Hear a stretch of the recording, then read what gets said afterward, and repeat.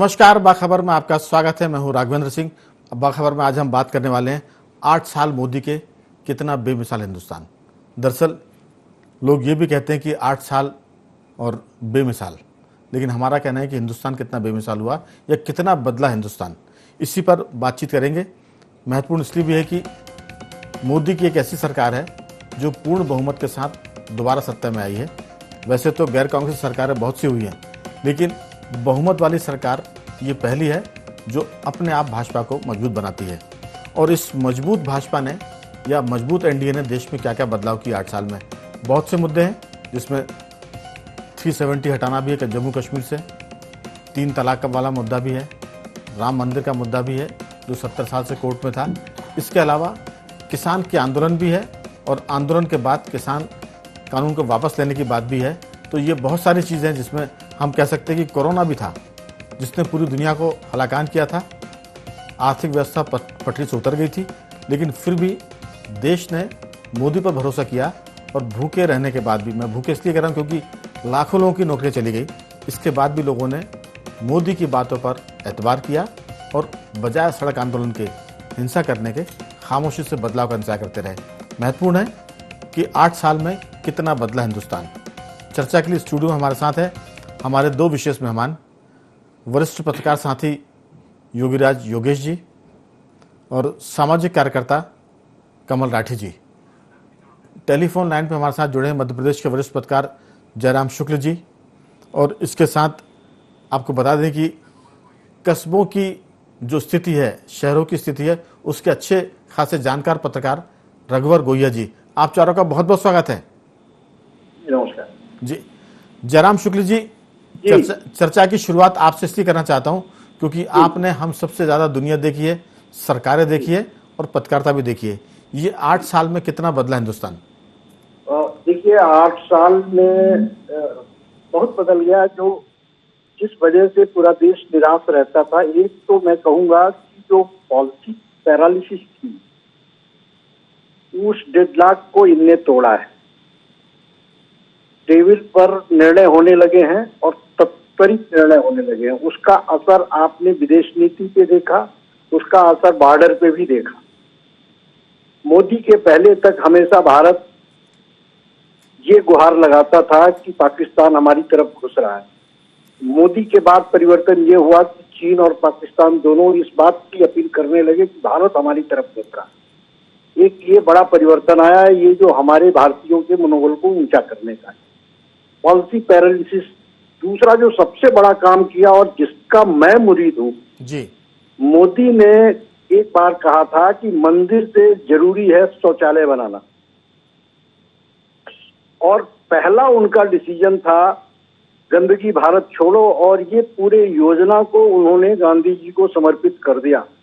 आज हम सब अपने आस पड़ोस में ये देखते हैं कि ये शौचालय मुक्त शहर, शौचालय मुक्त माने शौचालय युक्त शहर और गांव, मतलब जो बाहर का ये था, वो ये बहुत बड़ा आंदोलन है। गांधी जी कहते थे कि समाज को बदलने के लिए जरूरी नहीं है कि बड़े कारखाने लगाए जाएं, बड़े निर्णय लिए जाएं, ये छोटे छोटे निर्णय ही बड़े परिवर्तन करते हैं। तो इस देश की सूरत को बदलने में ये जो स्वच्छता अभियान उन्होंने, जो उनके जीवन का मतलब प्रधानमंत्री के रूप में पहला निर्णय था, वो बहुत बड़ा निर्णय था। बाकी ये तो 3 तलाक, कश्मीर और ये सब चीजें, ये तो देखिए पॉलिटिकल एजेंडा है। ये देश के बदलने ना बदलने का फर्क इसमें जरूर पड़ता है, लेकिन ये समग्र राष्ट्र की भावना से जुड़े हुए निर्णय नहीं।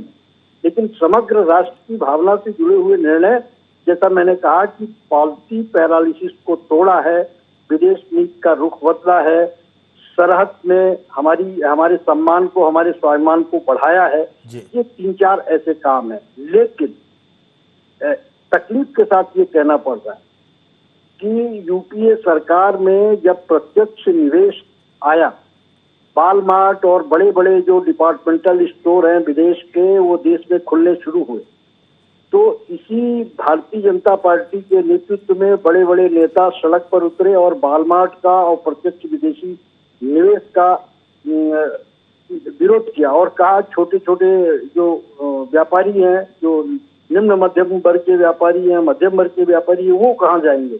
खुद सब्जी के ठेले, बड़े बड़े नेता सुषमा स्वराज जी वगैरह तो ठेले वेले चला के भी प्रतीकात्मक विरोध किया। जी आज हम ये देख रहे हैं कि पूरे देश में एक बड़ा नेटवर्क बड़े उद्योगपतियों का जियो मार्ट के माध्यम से, फ्यूचर ग्रुप के माध्यम से, बिग बाजार के माध्यम से, बाल मार्ट के माध्यम से, पेंटालून के माध्यम से, जितने भी विदेश के टाइकून थे वो देश के उद्योगपतियों के साथ समझौते करके छोटे छोटे शहर में पहुंच रहे हैं, छोटे छोटे शहरों में पहुंच रहे हैं।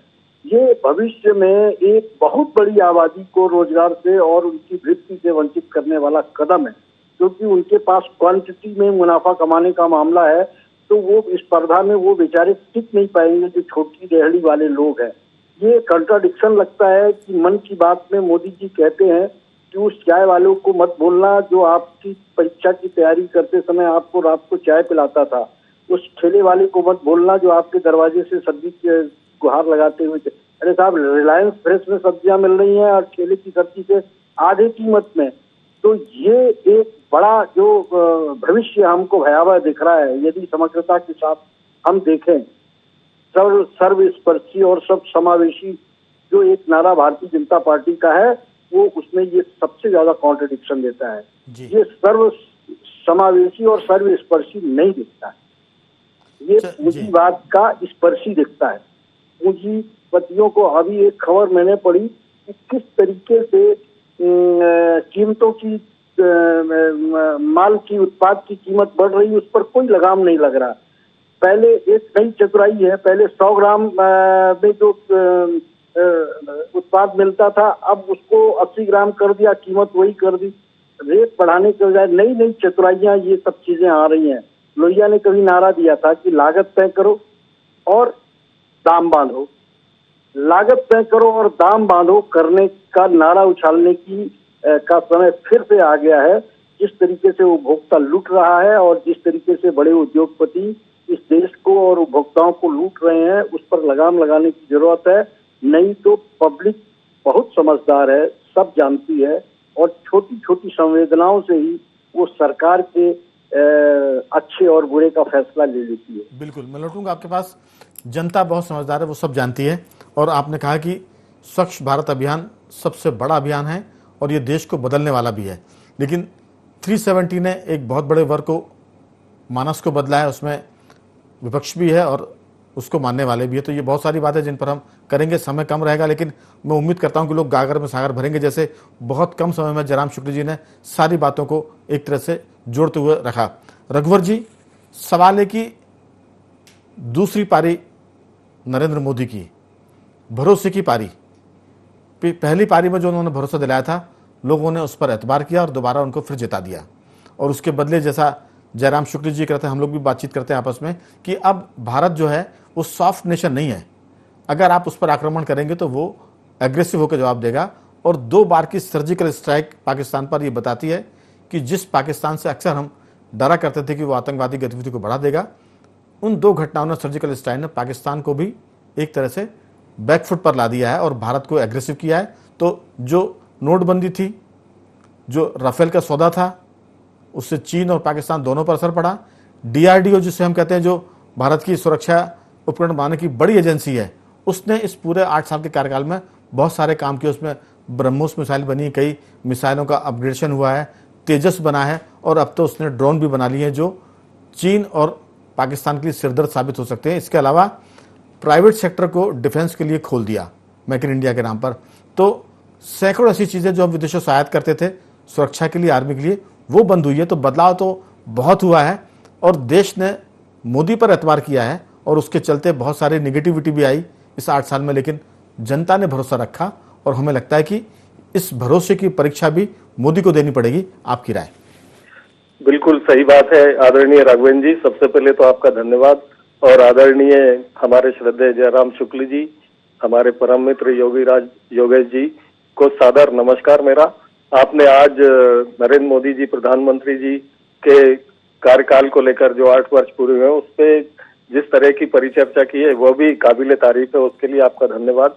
मैं एक बात कहना चाहूंगा कि महात्मा गांधी की अभी बात श्रद्धेय जयराम जी ने करी थी, बिल्कुल सही है। गुजरात को दोनों बिलोंग करते हैं, श्रद्धेय महात्मा गांधी जी हमारे राष्ट्रपिता और हमारे प्रधानमंत्री आदरणीय नरेंद्र मोदी जी। बात अभी उन्होंने बहुत अच्छी ये भी कही थी कि स्वच्छ भारत का सपना जो है वो अब नरेंद्र मोदी जी पूरा कर रहे हैं। तो गांधी जी के अनन्य समर्थक के रूप में मैं आदरणीय नरेंद्र मोदी जी को देखता हूं, और उन्होंने कहा भी था कि देश को महात्मा गांधी जी ने आजाद तो करा दिया, लेकिन उनका स्वच्छ भारत का सपना आज भी अधूरा है, जिसे पूरा करना है। इसके सीधे सीधे मायने यह है कि महात्मा गांधी से भी बहुत ज्यादा गहरे से प्रभावित है आदरणीय नरेंद्र मोदी जी। और आपको याद होगा कि कांग्रेस के जमाने में एक नारा चला करता था, इंदिरा इज इंडिया। उस नारे को पूरी तरह से ब्रेक कर दिया गया है पिछले 8 सालों की मैं बात अगर आपसे करूं तो आज हमारे हर नागरिक में एक स्वाभिमान, आत्मसम्मान की भावना भी मैं समझता हूं नरेंद्र मोदी जी के प्रधानमंत्रित्व काल में ज्यादा आगे आई है। और अब लोग ये कहते हैं कि हमारा देश भारत देश है और हमारा राष्ट्र भारत राष्ट्र है। यहाँ पर जो भी राष्ट्रीय हित की बात करेगा, जो हमारे देश का सम्मान करेगा, हमारे संविधान का सम्मान करेगा, हमारे ध्वज का सम्मान करेगा, वो हमारा नागरिक है। और इससे अलग हटके अगर कोई कुछ करने की बात अगर करेगा तो उसे अब आगे सोचना भी नहीं चाहिए। जैसा कि अभी कश्मीर के मामले में हुआ, धारा 370 हटाने के बाद जितने भी टेरर फंडिंग वाले जो लोग थे वो सब एक के बाद या तो मारे जा रहे हैं या जेलों में जा रहे हैं। तो मेरी ऐसी मान्यता है कि नरेंद्र मोदी जी के प्रधानमंत्रित्व काल में पूरे देश में एकजुटता आई है, स्वाभिमान और सम्मान की भावना जागृत हुई है, और निश्चित रूप से हर मामले में हमारा देश मजबूत हुआ है, जिसकी बहुत सख्त जरूरत थी। आपने बिल्कुल सही कहा कि पाकिस्तान, नेपाल जैसे राष्ट्र जो है हमारी तरफ आंखें उठा दिया करते थे, लेकिन ये भी सच है कि पाकिस्तान के 2 टुकड़े करना इंदिरा जी के ही बस की बात रही थी। मैं ऐसा समझता हूं कि आज के इस दिन इस डिबेट में नरेंद्र मोदी जी की जो महत्वपूर्ण योजना है, जिन्होंने देश के आम आवाम को भी प्रभावित किया, उनकी चर्चा भी करना मैं समझता हूं बहुत जरूरी है। आपने अभी बात करी थी कोरोना संकट में गरीबों के लिए नरेंद्र मोदी ने बहुत कुछ किया। राजनीतिक रूप से, प्रशासनिक रूप से बहुत सारी चीजें, कमी बेशियां निकाली जा सकती हैं, लेकिन नरेंद्र मोदी जी की उस समय गरीबों के लिए मुफ्त अनाज योजना ने एक संबल का काम जरूर किया, इसमें कोई दो राय नहीं। इसी प्रकार किसान सम्मान निधि जो है वो योजना जो है नरेंद्र मोदी जी ने चालू करी, उसी का शायद कमोबेश ये परिणाम है कि जितने भी मूवमेंट हुए फार्मर्स के, और उसके बाद जो रिजल्ट आए वो बीजेपी के फेवर में ही आए हैं। जनधन योजना की आप अगर बात करो तो जनधन योजना मेरे ख्याल से 15 अगस्त 2014 को लॉन्च की गई थी नरेंद्र मोदी जी के द्वारा, जिसमें लगभग 45 से 50 करोड़ तक खाते जो हैं वो नए बने थे, और उसमें भी महिलाओं की संख्या सबसे अधिक थी, जिनके माध्यम से, उन खातों के माध्यम से ही सरकार की तमाम योजनाएं और सब्सिडी का लाभ जो है मिलना था। तो एक बहुत बड़ी वो योजना थी। हम उज्ज्वला योजना की बात करें, वो भी शायद 1 मई 2016 को जो है वो लागू की गई थी। किसान सम्मान निधि योजना की मैंने आपको बात बताई है। आयुष्मान योजना बहुत बड़ी योजना थी, जिसका लाभ जो है गरीबों को भी मिल रहा है। स्वच्छ भारत मिशन की हमने अभी बात करी। फिर प्रधानमंत्री गरीब कल्याण योजना, जिसका नीचे तक काफी प्रभाव रहा। जल जीवन मिशन है, जिसकी भी हमें चर्चा करना चाहिए। और दूसरी बात यह है कि जो पहले भी हालांकि कुटीर आवास योजना और ये तमाम चीजें चली थी, लेकिन उनकी गति और दिशा कहीं भटकी हुई थी। तो हम प्रधानमंत्री आवास योजना के बारे में भी कह सकते हैं, उसमें किसी प्रकार का भेदभाव नहीं हुआ है, जिससे एक मैसेज जरूर गया है कि भारतीय जनता पार्टी हो या प्रधानमंत्री नरेंद्र मोदी जी हो, वो सबके लिए विकास, सबका विश्वास, इस तरह के जो नारे उन्होंने दिए हैं, तो उसका कहीं ना कहीं इम्प्लीमेंटेशन भी हो रहा है। लेकिन एक चीज मैं जरूर कहूंगा, जिसपे पॉइंट आउट किया जाना चाहिए कि पूरे देश में, जिसमें हमारा मध्य प्रदेश भी शामिल है, प्रशासनिक स्तर पर जिस तरह से भ्रष्टाचार, रिश्वतखोरी का बोलबाला बड़ा है, उस पर अंकुश लगाने की बहुत ही सख्त जरूरत है। आपने अभी देखा होगा, पूजा सिंघल एक IAS महिला थी। क्या हम कल्पना कर सकते हैं कि देश की सबसे बड़ी सर्वोच्च परीक्षा को उत्तीर्ण करने वाले अधिकारी इस तरह से भ्रष्टाचार में लिप्त होंगे? आखिर इन पे लगाम कौन लगाएगा? मुख्यमंत्री भी इन पर कार्रवाई करने के लिए बाध्य नहीं होते हैं, केंद्र सरकार की तरफ उनको देखना पड़ता है, क्योंकि राष्ट्रपति जो है उनके नियोक्ता होते हैं। तो ऐसी स्थिति में अंकुश लगाना बहुत जरूरी है। ये एक कहीं मुझे थोड़ा सा लगता है। बाकी प्रधानमंत्री हमारे देश को जिस दिशा में ले जा रहे हैं उसमें आज की तारीख में हमें विसंगतियां दिख सकती हैं, कहीं कुछ कमियां दिख सकती हैं, या कुछ हम ये कह सकते हैं कि उग्रवाद जैसी स्थितियां नजर आ सकती हैं। लेकिन भविष्य का भारत जो होगा वो निश्चित रूप से मजबूत भारत होगा, सक्षम भारत होगा, सशक्त भारत होगा। मेरी ऐसी मान्यता है। हालांकि मेरी आइडियोलॉजी और आदरणीय प्रधानमंत्री जी की पार्टी की आइडियोलॉजी में मतांतर हो सकता है, लेकिन जिस तरीके से वो काम कर रहे हैं निश्चित रूप से हम कह सकते हैं कि इंदिरा जी के बाद अगर हमारे देश को कोई मजबूत प्रधानमंत्री मिला है तो वो नरेंद्र मोदी है। और उनके नेतृत्व में, उनके हाथों में ये पूरा देश सुरक्षित ही नहीं है बल्कि आगे मजबूत भी बनेगा। आपने अभी बताया कि रूस और तमाम चीज बड़े शहर जो देश है अमेरिका है वो अब हमारी तरफ देख रहे हैं। ये एक बहुत बड़ी बदलाव भी है और बड़ी उपलब्धि भी है राघवेंद्र जी। बिल्कुल रघुवर जी, लेकिन जो आपने बातचीत में आईएएस ऑफिसर के करप्शन की बात की है वो बहुत महत्वपूर्ण है, क्योंकि इतनी बड़ी परीक्षा देकर आते हैं। देश के माने समाज का सबसे होनहार वर्ग होता है जो आईएएस बनता है। अगर वो इतनी परीक्षाएं देने के बाद, इतने सारे प्रतियोगिता पास करने के बाद अगर वो देश को चलाने का प्रशासनिक जिम्मा उसके पास आता है और वो भ्रष्ट हो जाता है तो मुझे लगता है कि उस पर फिर माफ़ी की ज़रूरत नहीं है। अगर कोई योगी राज जी, कोई आईएएस अधिकारी अगर भ्रष्ट होता है तो उसके प्रति कानून को कठोरता से काम करने की ज़रूरत है। एक आम आदमी को भले ही थोड़ा सा वो उदारता से या माफ़ी दे दे, लेकिन आईएएस अधिकारी जैसे जो कलेक्टर भी होते हैं, चीफ सेक्रेटरी भी होते हैं, अगर वो बेईमान हो जाए तो फिर देश कहाँ जाएगा। इस पर भी नरेंद्र मोदी से लेकर मुख्यमंत्री शिवराज सिंह को काम करने की ज़रूरत है। लेकिन आज हमारा फोकस इस बात पर है कि 8 साल में कितना बदला हिंदुस्तान। तो बहुत सारी बातें जयराम शुक्ल जी ने की, कई सारी योजनाओं को गिनाया रघुवर जी ने, आपकी राय? देखिए राघवेंद्र जी, दोनों बड़े बिग बी, आदरणीय भाई साहब जयराम शुक्ल जी और आदरणीय रघुवर दयाल जी भैया, जिनकी दोनों की वाणी में और दोनों के व्यवहार में बड़ी गंभीरता है। उन्होंने जितना बढ़िया विश्लेषण किया प्रधानमंत्री के नेतृत्व का जी, तो मुझे नहीं लगता कि कोई चीज़ उन्होंने छोड़ी है। लेकिन फिर भी मैं 2-3 चीज़ों पर आपका ध्यान आकृष्ट करना चाहूँगा। प्रधानमंत्री ने जब से शपथ ली, उनका जो पहले अपन बचपन से सुना करते थे कि रोटी, कपड़ा और मकान, और ये 3 पर सबसे ज़्यादा फोकस प्रधानमंत्री ने किया। और इसमें उन्होंने शिक्षा और स्वास्थ्य और जोड़ा। और आप देखो उनकी कार्यशैली के यही मूल में आपको कहीं ना कहीं ये नज़र आएंगे।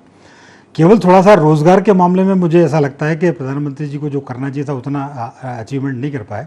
लेकिन जो छोटी छोटी बातों से उन्होंने जो परिवर्तन करके दिखाया वो न केवल देश के लिए बल्कि विदेशों के लिए भी अनुकरणीय मामले हैं। और आप ये देखो कि उन्होंने प्रदेश, देश और इंटरनेशनल कई चीज़ें ऐसे थी जो पहले भी हुआ करती थी, लेकिन उसको उन्होंने इंटरनेशनल लेवल पर न केवल मान्यता दिलाई बल्कि वो इंटरनेशनल कम्युनिटी में उसको एक तरह से सहमति दिलाई। सिंपल सी बात है, अपने यहाँ योगा एक बहुत पुरानी प्राचीन विधा, भारत की विधा है, लेकिन उसको कोई इतना तवज्जो नहीं देता था। लेकिन आज इंटरनेशनल योगा डे मनाया जा रहा है तो एक प्रधानमंत्री की वजह से उन्होंने उसको इंटरनेशनली मान्यता दिलाई। ये भले ही इसका पार्ट ना हो, लेकिन ये भी कहीं ना कहीं सरकार की उसमें 4 चांद लगाते हैं कार्यशैली में जी, कि कम से कम इंटरनेशनल लेवल पर आपकी एक प्राचीन विधा को उन्होंने मान्यता दिलाई। फिर संस्कृति और आर्ट एंड कल्चर के क्षेत्र में जब वो काम कर रहे हैं, संस्कृत के क्षेत्र में जो काम इंटरनेशनल लेवल पर हो रहा है उस पर भी आप अनदेखी नहीं कर सकते। मैं देश के मामलों में इसलिए ज़्यादा नहीं बोल रहा कि बहुत सारी चीज़ें दोनों मेरे पूर्व वक्ताओं ने कह दी, लेकिन छोटी छोटी बातों का मैं जिक्र इसलिए यहाँ ज़रूर करना चाहूँगा कि हमेशा हवाई सपने उन्होंने नहीं दिखाए कि साहब आप इतना बड़ा विज़न, ये ज़रूर कहा उन्हें कि नहीं आप अपना विज़न हमेशा बड़ा रखो, लेकिन इसके बावजूद भी उन्होंने धरती, देश और गांव को ज़्यादा अपनी प्रायोरिटी दी अपने कार्यकाल में। आप देखिए 2-3 योजनाओं का जिक्र जो कर रहे थे वो ऐसी चीज़ छांट के लाते हैं जिसका कि कोई कल्पना नहीं कर सकता। जैसे जनधन योजना जब आई थी तो लोगों को लगता नहीं था कि इसका क्या इम्पैक्ट पड़ेगा। उज्ज्वला जो योजना जब आई तब पता नहीं पड़ा था कि इसका क्या इम्पैक्ट होगा, लेकिन दूसरी बार के कार्यकाल में उज्ज्वला योजना ने बड़ी क्रांतिकारी महत्वपूर्ण विजय दिलाई प्रधानमंत्री को।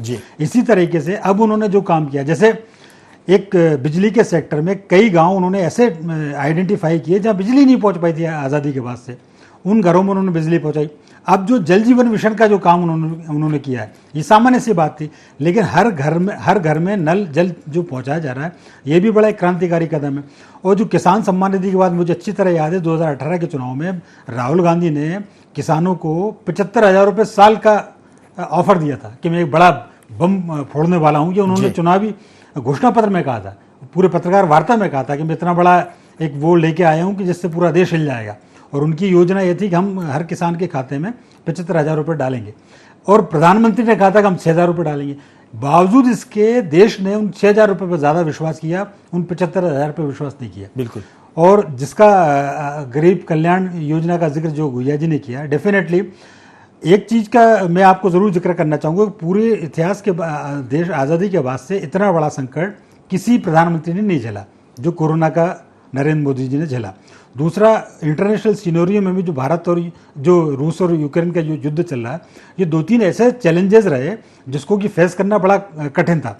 और इन सब के बावजूद मैं कंक्लूड ये करूँगा कि पूरे आप 8 साल प्रधानमंत्री के देख लो, एक भी बड़ा मूवमेंट कोई विपक्ष खड़ा नहीं कर पाया, केवल एक्सेप्ट इसके जो किसान आंदोलन हुआ।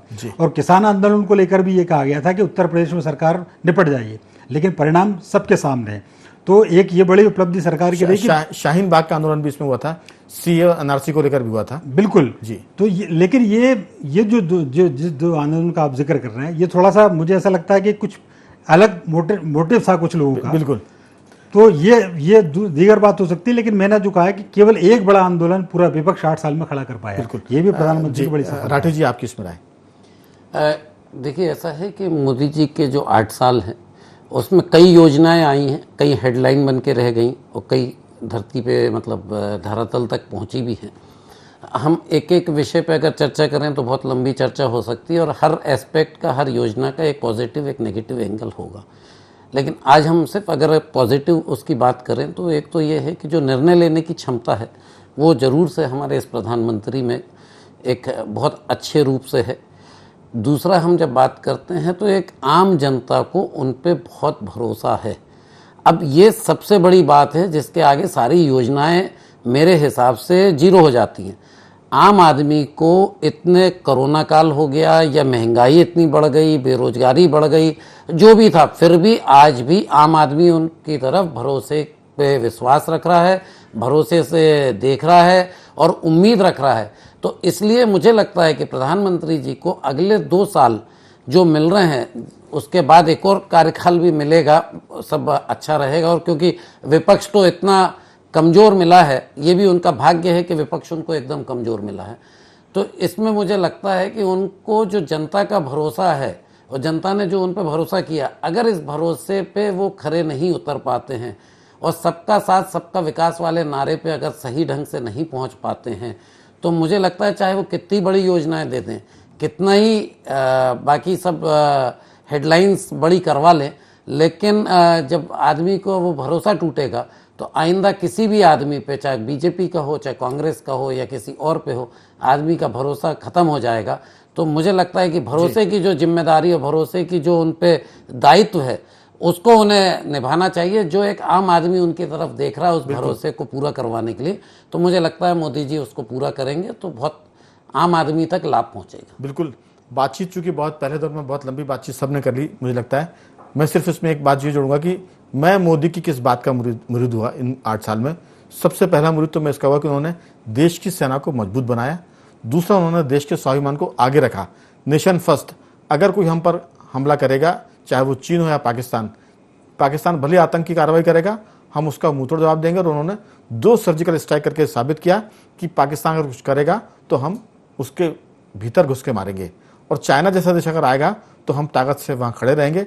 2 चीज़ों से मैं उनका बहुत प्रभावित हुआ हूँ। और जहां तक दूसरी बात है, देश की अर्थव्यवस्था को उन्होंने लाख आशंकाएं थी लेकिन फिर भी काबू में रखा और पटरी से उतरने नहीं दिया। अब मैं सिर्फ चारों मेहमानों से सिर्फ एक बात पूछूंगा कि उनको सबसे अच्छी बात कौन सी लगी मोदी कार्यकाल की। अगर वो एक 2 वाक्यों में बताएं तो जरूर बताएं। जयराम शुक्ल जी, सबसे अच्छी बात सफाई अभियान को छोड़कर, स्वच्छता अभियान को छोड़कर आपको कौन सी लगी? मोदी जी संवेदनशील हैं जी, और हर दिल में वो बसना चाहते हैं। मन की बात में जो छोटी छोटी बातें जी, गांव से, गरीबों से उठाकर सामने रखते हैं, ये उनके संवेदनशीलता का परिचायक है। जी। जो लोग ये मानते हैं कि मोदी बड़े दृढ़ और आयरानिक आदमी है, मैं इसको नहीं मानता। मैं ये मानता हूं कि वो बेहद संवेदनशील आदमी है। और उनकी कविताओं को एक बार मैंने एक अपनी पत्रिका में समय का मैं जयराम जी बहुत संक्षेप में जी जी जी, तो उनकी संवेदना को मैं प्रणाम करता हूँ। जी रघुवर जी, आपकी कोई राय, एक दो वाक्यों में आप उनकी किस बात के बहुत ज्यादा मुरीद हुए? निर्णय लेने की क्षमता उनका सबसे विशिष्ट गुण है, नंबर 1। नंबर 2, कब कौन सी बात कहना है, कब कौन सी योजना को लागू करना है, इस कला में वो सबसे ज्यादा माहिर है। मैंने जितने भी बड़े नेता देखे तो उनके आपदा को अफसर बनाने में माहिर हैं। जी जी योगीराज जी, आपकी राय? नहीं, मैं भी उनकी निर्णय लेने की क्षमता का कायल हूं, क्योंकि प्रशासन की पहली सीढ़ी है कि आपको निर्णय लेना आना चाहिए, फिर वो उसके परिणाम कुछ भी हो। राठी जी? सर, उन्होंने जो टेक्नोलॉजी का, लेटेस्ट टेक्नोलॉजी का उपयोग किया है, उससे कहीं ना कहीं हम भ्रष्टाचार पे अंकुश लगा पाएंगे और एक आम आदमी को ईज ऑफ डूइंग बिजनेस का जो एक फार्मूला मिलेगा वो इसी राह से मिलेगा, उस पर वो काफी अच्छा काम कर रहे हैं। दूसरा ये कि आईएएस ऑफिसर अगर भ्रष्ट होते हैं, आईपीएस भ्रष्ट होते हैं, तो केंद्र सरकार से लेकर राज्यों को कठोर काम करना चाहिए, कठोर कार्रवाई करनी चाहिए। इस पर भी मोदी सरकार कुछ कठोर फैसला करेगी, बड़ा फैसला करेगी, ऐसी उम्मीद है। 8 साल बहुत कुछ बदला हिंदुस्तान, हम कह सकते हैं। जयराम जी आपका बहुत धन्यवाद, रघुवर जी आपका भी, और योगीराज जी आपका भी, और राठी जी आपका भी बहुत बहुत साधुवाद। तो बाखबर में आज सिर्फ इतना ही था। कल किसी और मुद्दे पर आपसे बात करेंगे, तब तक बने रहिए हमारे साथ और देखते रहिए IND24।